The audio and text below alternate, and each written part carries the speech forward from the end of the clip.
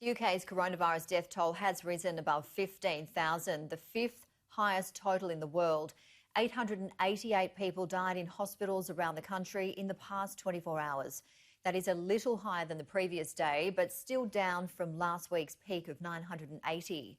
Making matters worse, the National Health Service says some hospitals will run out of some protective equipment within the next 48 hours. The government does stockpile PPE for pandemics. And that has been incredibly important and useful in our response to this.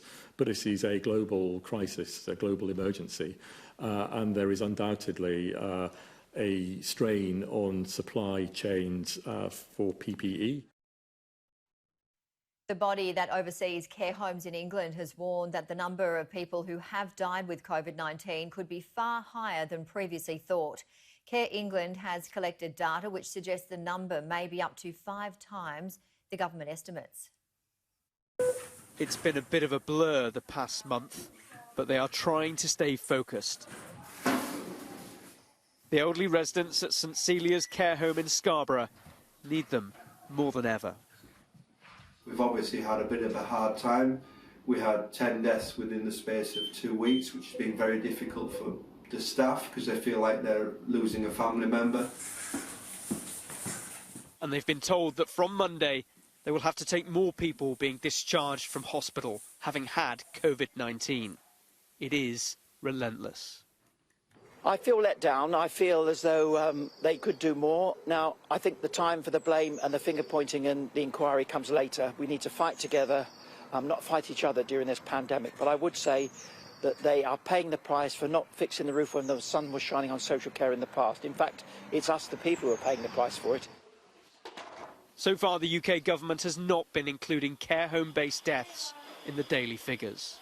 Because we've had so little testing of people who have very sadly died in care homes, it's going to be very difficult to ever know the true numbers. At this group of 3 homes in Sheffield, they've now lost 15 residents.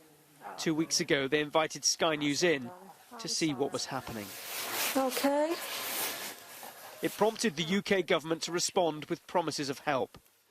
But Nicola, the care home manager trying to navigate the crisis here, is still waiting. We're not seeing that on the front line. Sadly, I listened to these, the words being said that there's additional funding. We've not seen any of that yet. We've been in this for 4 weeks. And so the numbers of people dying will inevitably continue to rise, as staff on very low wages are expected to just keep going. Whatever they are feeling, they are marshalling a very thin line, the line between life and death. Tom Parmenter, Sky News.